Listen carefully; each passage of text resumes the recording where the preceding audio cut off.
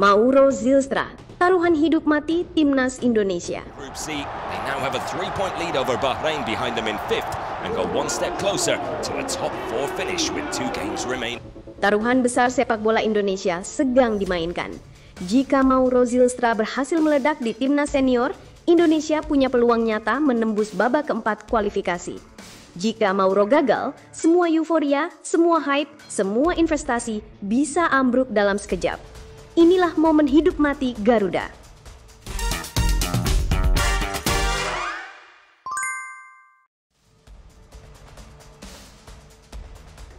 Mari kita tarik nafas, mari kita jujur. Indonesia sedang berada di persimpangan jalan terbesar dalam sejarah sepak bola modern. Kita baru saja mencatat pencapaian yang membuat Asia melirik. Fans meledak di stadion, media sosial penuh sorak-sorai. Tapi di balik gegap gempita itu, ada masalah mendasar. Striker murni. Ole Romeni cedera, Ezra Walian inkonsisten, Ramadan Sananta belum stabil, nama-nama lain masih mencari ritme. Dan tiba-tiba semua harapan jatuh pada satu orang, Mauro Zylstra. Seorang pemain muda, belum sempat ucap sumpah WNI, gagal tampil di timnas U23, namun secara mengejutkan dipromosikan ke timnas senior. Sebuah loncatan yang lebih mirip roket ketimbang langkah bertahap. Kisah Mauro adalah drama sepak bola yang ditulis dengan tinta ironis. Awalnya dia disiapkan jadi andalan U23. Publik sudah menanti debutnya. Tapi proses naturalisasi molor, birokrasi yang lambat menutup pintu. Fans kecewa, pelatih frustasi. Dan seolah semuanya selesai, Erick Thohir mengumumkan kejutan. Mauro tidak dibuang, tidak diparkir, tapi justru dipanggil untuk trial di timnas senior. Plot twist ini gila. Dari gagal main di junior, langsung dilempar ke panggung utama. Ini bukan sekedar keputusan teknis, ini perjudian strategis. Dan semua mata kini tertuju pada hasilnya.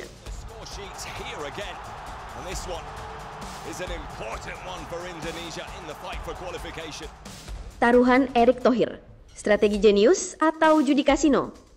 Mari kita bedah. Langkah Erick bisa dilihat dari dua sisi. Pertama, strategi catur politik. Erick paham publik butuh simbol harapan, butuh wajah baru untuk menghidupkan gairah.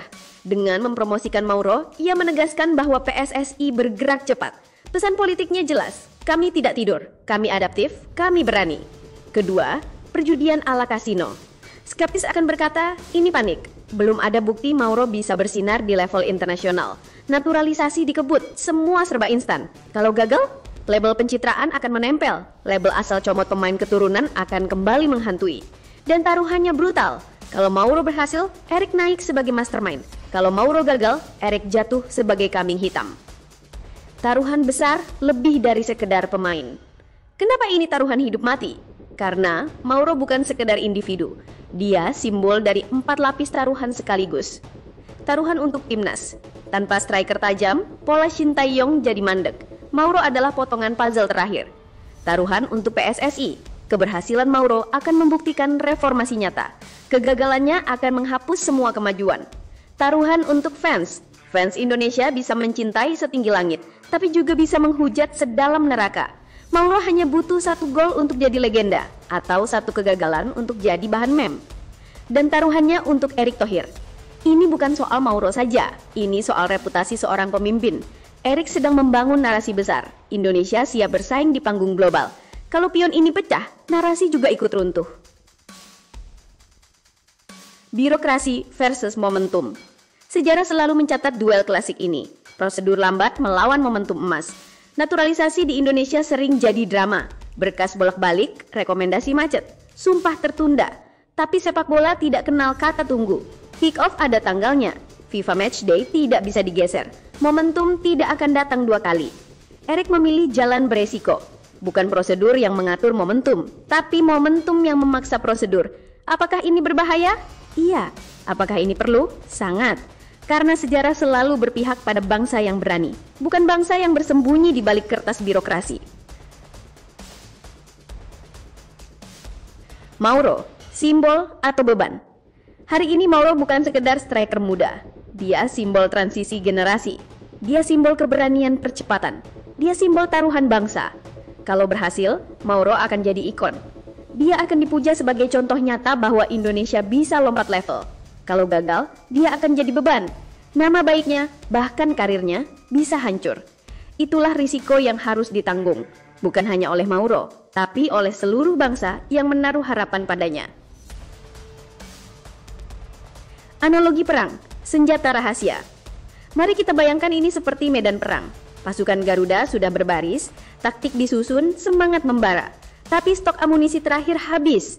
Lalu ada laporan ada senjata baru. Belum diuji, belum terbukti. Tapi bisa dipakai sekarang. Erik memutuskan pakai atau mati. Itulah Mauro, senjata eksperimental. Langsung dibawa ke garis depan. Apakah senjata ini akan jadi bom pemusnah musuh atau malah meledak di tangan sendiri? Semua orang menahan nafas. Skenario kelam, jika Mauro gagal. Mari kita hadapi kenyataan. Kemungkinan terburuk selalu ada. Kalau Mauro gagal, timnas stagnan, ranking FIFA mandek atau bahkan bisa turun. Fans merasa dikhianati, PSSI kembali dicap tidak serius. Erik kehilangan aura kepemimpinannya. Efek domino ini bisa menghancurkan pondasi yang baru dibangun. Satu kegagalan Mauro bisa jadi simbol kegagalan seluruh proyek naturalisasi. Dan itu bahaya, karena stigma publik bisa membunuh visi besar, bahkan sebelum sempat tumbuh.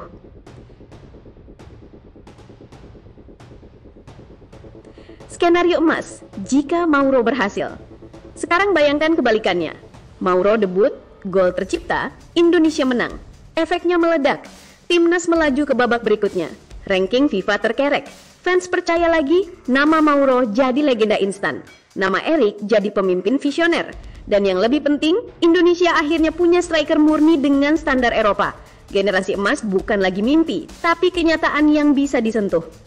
Taruhan brutal, tapi perlu.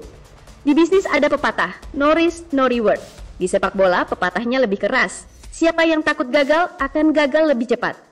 Langkah ini memang gila, tapi kegilaan kadang jadi syarat kemenangan. Indonesia sekarang punya dua jalan.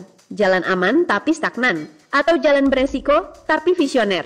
Dan Erik memilih jalan kedua, apapun konsekuensinya. Mauro, jangan jadi sekedar nama. Mauro Zistra, dengarkan ini.